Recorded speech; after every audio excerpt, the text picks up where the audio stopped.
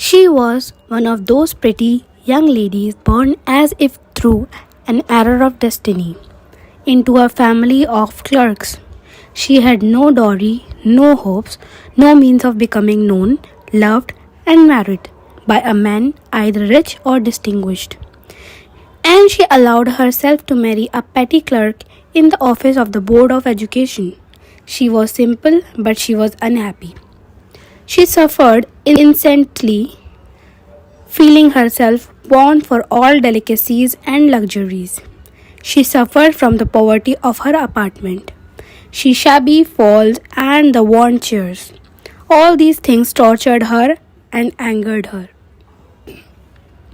When she seated herself for dinner opposite her husband, who uncovered the tureen with a delighted air, saying, "Oh, the good Poppy, I know nothing better than that." She would think of elegant dinners of shining silver. She thought of the exquisite food served in the marvelous dishes. She had neither frocks nor jewels, nothing, and she loved only those things. She had her rich friend, a schoolmate at the convent, who she did not like to visit. She suffered so much when she returned. She wept for her whole days for despair and disappointment. One evening, her husband returned elated, bearing in his hand a large envelope. "Here," he said, "here is something for you." She quickly drew out a printed card on which were inscribed these words: "The Minister of Public Instruction and Madam George Repenue, as the honor of Mr. and MME Loisel Company. Monday evening, January 18, at the Minister's residence." Instead of being delighted as her husband had hoped, she threw the invitation spitefully upon the table, murmuring, "What do you suppose I want with that?" "But my dearie, I thought it would make you happy. You never go out, and this is an occasion, and a fine one. Everybody wishes one, and it is very select. Not many are given to employees. You will see the whole official world there."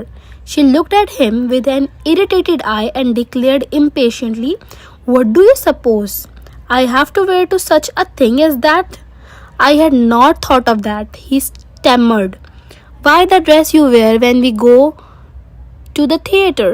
It seems very pretty to me." He was silent, stupefied in dismay at the sight of his wife weeping. He stammered, "What is the matter? What is the matter?" By a violent effort, she had controlled her vexation and responded in a calm voice, wiping her moist cheeks, "Nothing. Only I have no dress and consequently I cannot go to this affair. Give your card to some colleague whose wife is better fitted out than I." He was grieved but answered, "Let us see, Matilda. How much would a suitable costume cost?" "Something that would serve for other occasions, something very simple." She reflected for some seconds, thinking of a sum that she could ask for without bringing with it an immediate refusal and a frightened exclamation from the economic clerk. Finally, she said in a hesitating voice, "I cannot tell exactly, but it seems to me that 400 francs ought to cover it." He turned a little pale, for he had saved just this sum to buy a gun, that he might be able to join some hunting parties the next summer with some friends who went to shoot larks on Sunday. Nevertheless, he answered, "Very well, I will give you 400 francs, but try to have a pretty dress." The next of the ball approached, and MME Loisel seemed sad, disturbed, anxious. Nevertheless, her dress was nearly ready. Her husband said to her one evening, "What is the matter with you? You have acted strangely for 2 or 3 days." And she responded, "I am vexed not to have a jewel, nothing to adorn myself with. I shall have such a poverty-stricken look. I would prefer not to go to this party." He replied, "You can wear some natural flowers in this season. They look very chic." She was not convinced. "No," she replied. "There is nothing more humiliating than to have a shabby air in the midst of rich women." Then her husband cried out, "How stupid we are! Go and find your friend Emily Forestier and ask her to lend you her jewels. She uttered a cry of joy. It is true, she said. I had not thought of that. The next day, she took herself to her friend's house and related her story of distress. Forestier went to her closet, took out a large jewel case, brought it, opened it, and said, choose, my dear. She saw at first time some bracelets, then a collar of pearl, then a Venetian cross of gold and jewels of admirable workmanship. She tried the jewels before the glass, hesitated, but could neither decide to take them nor leave them. Then she asked, have you nothing more? Why, yes, look for yourself. I do not know what will please you. Suddenly she discovered in a black satin box a superb necklace of diamond. Her hands trembled and she took it out. She placed it about her throat against her dress and was ecstatic. Then she asked in a hesitating voice full of anxiety, could you lend me this? Only this? Why, yes, certainly.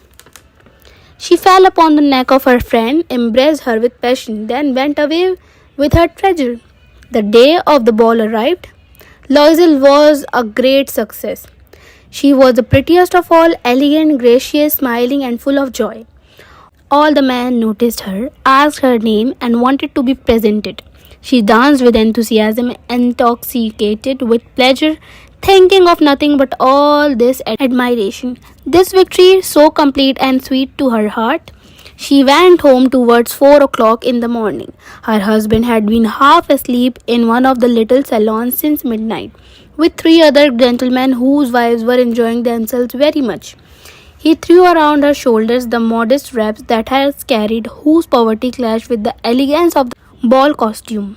She wished to hurry away in order not to be noticed by the other women who were wrapping themselves in rich furs.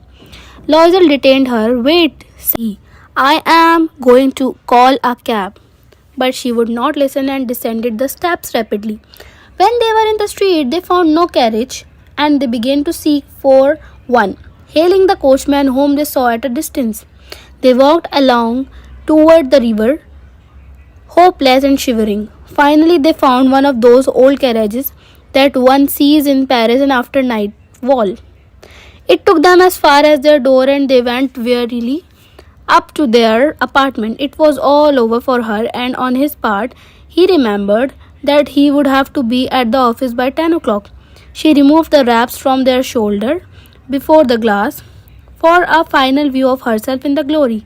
Suddenly she uttered a cry. Her necklace was not around her neck. Loisel, already half undressed, asked, what is the matter?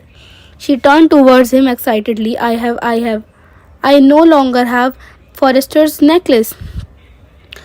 He arose in dismay. What? How is that? It is not possible. And they looked in the folds of the dress, in the folds of a cloak, in the pockets, everywhere. They could not find it. He asked, are you sure? You still had it when we left the minister's house. Yes, I felt as we came out, but if you had lost it in the street, we should have heard it fall. It must be in the cab. Yes, it is possible. Did you take the number? No. And you? Did you notice what it was? No. They looked at each other, utterly cast down. Finally, Loisel dressed himself again. I am going, he said, over the track where we went on foot to see if I can find it. And he went. She remained in her evening gown, not having the force to go the bet. Towards 7 o'clock, her husband returned. He had found nothing. He went to the police and to the cab offices and put an advertisement in the newspaper offering a reward. She waited all day in a state of bewilderment before this frightful disaster. Loisel returned in this evening, his face pale. He had discovered nothing. He said, write to your friend that you have broken the clasp of the necklace and that you will have it repaired. That will give us time. She wrote as he dedicated. At the end of a week, they had lost all hope, and Loisel, older by 5 years, declared, we must replace this jewel. In a shop of the Palais Royal, they found a chaplet of diamonds which seemed to be exactly like the one they had lost. It was valued at 40,000 francs. She could get it for 36,000. Loisel possessed 18,000 francs which his father had left him. He borrowed the rest. He made ruinous promises, took money from usurers and the whole race of lenders. Then he went to get the new necklace, depositing on the merchant's counter 36,000 francs. When Loisel took back the jewels to Mame Forrester, the latter said to her in a frigid tone, "You should have returned them to me sooner, for I might have needed them." Forrester did not open the jewel box as Loisel feared she would. What would she think if she should perceive the substitution? What should she say? Would she take her for a robber? Loisel now knew the horrible life of necessity. She did her part, however, completely heroically. It was necessary to pay this frightful debt. She would pay it. She sent away the maid. She changed their lodgings. They rented some room in an attic. She learned the odious work of a kitchen. She washed the dishes. She washed the soiled linen, their clothes and dishcloths, with she hung on line to dry. She took down the refuse to the street each morning and brought up the water, stopping at each landing to catch her breath, and clothed like a woman of the people. She went to the grocers, the butchers, and the fruiterers with her basket on her arm, shopping, haggling to the last sou of her miserable money. The husband worked evenings, putting the book of some merchants in order, and nights he often did copying at 5 sous a page. And this life lasted for 10 years. At the end of 10 years, they had restored of all. Loisel seemed old now. She had become a strong, hard woman, the crude woman of the poor household. Her hair badly dressed, her skirts awry, her hands red. She spoke in a loud tone, and she washed floors with large pails of water. But sometimes, when her husband was at the office, she would seat herself before the window and think of that evening party of former times, of that ball where she was so beautiful and so flattered. How would it have been if she did not lost the necklace? Who knows? How singular if life, and how full of changes. How small a thing will ruin or save one.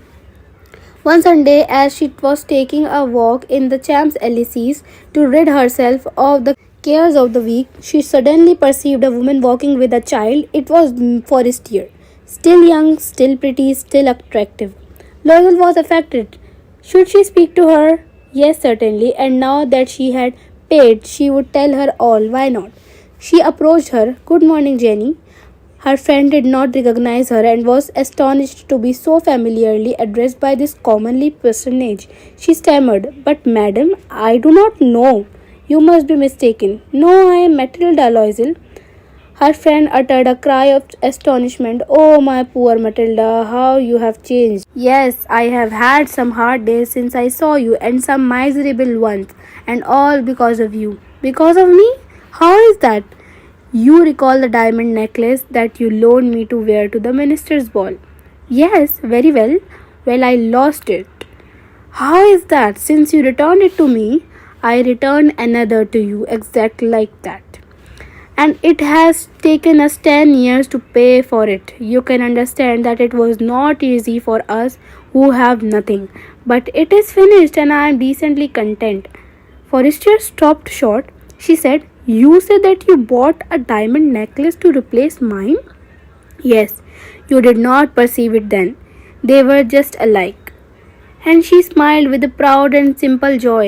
Forrester was touched and took both her hands as she replied, "Oh, my poor Matilda, mine were false. They were not worth over 500 francs.